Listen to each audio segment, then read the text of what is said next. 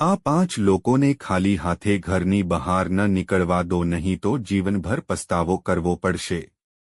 Hello મિત્રો, ભૂલથી પણ આ 5 લોકોને ક્યારે ખાલી હાથે ન નીકળવા દેવા જોઈએ। માત્ર હિન્દુ ધર્મમાં જ દાનને માત્ર એક રિવાજ કે પરંપરા જ નથી માનવામાં આવે છે। મિત્રો, શાસ્ત્રો અનુસાર એવું કહેવામાં આવે છે કે જીવનમાં સુખ, સમૃદ્ધિ અને તમામ મનોકામનાઓ પૂર્ણ કરવા માટે દાન કરવું ખૂબ જ જરૂરી છે, તો જ તમને બદલામાં કંઈક મળશે। સદીઓથી આ નિયમનું પાલન કરવામાં આવે છે। એવું માનવામાં આવે છે કે દાન કરવાથી વ્યક્તિના અનેક પાપો નાશ પામે છે અને વ્યક્તિ સ્વર્ગની પ્રાપ્તિ કરે છે। મિત્રો, હું તમને તેના વિશે વિગતવાર જણાવીશ, પણ તે પહેલા જો તમે ઈચ્છો છો કે દેવી લક્ષ્મીની કૃપા તમારા પર બની રહે તો ચેનલને સબસ્ક્રાઇબ કરો, વિડિયો લાઇક કરો અને કોમેન્ટમાં જય માં લક્ષ્મી અવશ્ય લખો। 1. સંત મહાત્મા। જ્યોતિષ શાસ્ત્ર અનુસાર જો કોઈ સંત કે મહાત્મા કોઈ પણ દ્વારે આવે તો તેની સાથે હંમેશા આદરપૂર્વક વર્તવું જોઈએ। જો તમારે કોઈ જ્ઞાન મેળવવું હોય તો અવશ્ય મેળવવું જોઈએ, અથવા તેને માનવ સ્વરૂપમાં જે કંઈ પણ થઈ શકે તે દાન કરો અને તેનો સ્પર્શ કરીને આશીર્વાદ લો। પગની ઓળખ કહેવાય છે કે જો કોઈ સંત કે મહાત્મા કોઈના દ્વાર ખાલી હાથે છોડી દે તો તેના જીવનમાં દુઃખ અને પરેશાનીઓ સિવાય બીજું કંઈ આવતું નથી। 2. ભિખારી। જો કોઈ ભિખારી ઘરના દરવાજે આવે તો તેને ખાલી હાથે પાછા ન ફરવું જોઈએ।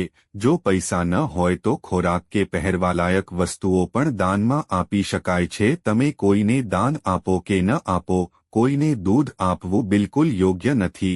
આમ કરવાથી આપણા સંચિત પુણ્યનો નાશ થઈ જાય છે। એટલા માટે ધાર્મિક શાસ્ત્રો અનુસાર ક્યારે કોઈને ખાલી હાથ ન આપો। તમારા દરવાજેથી ભીખ માંગે છે। 3. ઘરની દીકરી।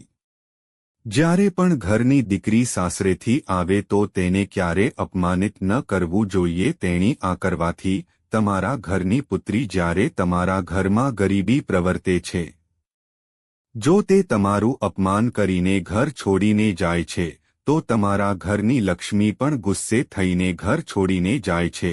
તેથી ઘરની દીકરીનું ક્યારે અપમાન ન કરવું। 4. કિન્નર।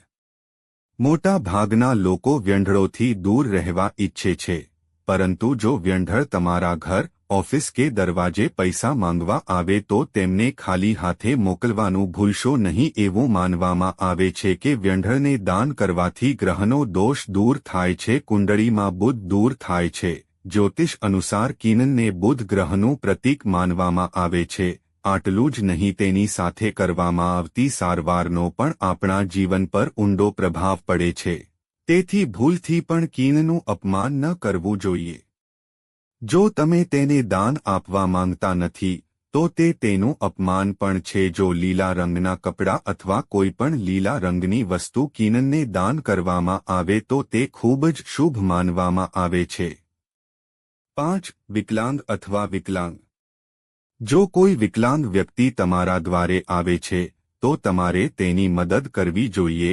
એવું કહેવામાં આવે છે કે આવા લોકોને શનિ રાહુનું પ્રતીક માનવામાં આવે છે, જેથી તમે ક્રૂર ગ્રહોના પ્રકોપથી બચી શકો। જ્યોતિષમાં કહેવાયું છે કે કુંડળીમાં શનિદોષ હોય તો જીવનમાં 2 સમસ્યાઓ આવે છે, પરંતુ ક્યારેક એવું પણ બને છે કે આપણે જીવનમાં બધું બરાબર કરી રહ્યા છીએ, તેમ છતાં જીવનમાં દુઃખદ તકલીફો રહે છે અને તમે પણ કોઈ કામ કરી શકતા નથી। તમારા દરવાજેથી કોઈ પણ જરૂરિયાતમંદને મદદ કરો। જો તે હાથ પરત નહીં કરે તો તે ફરી ક્યારે આવું ન કરે, તેની કાળજી રાખશે।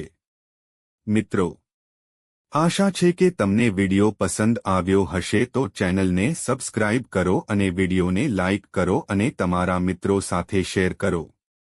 આભાર।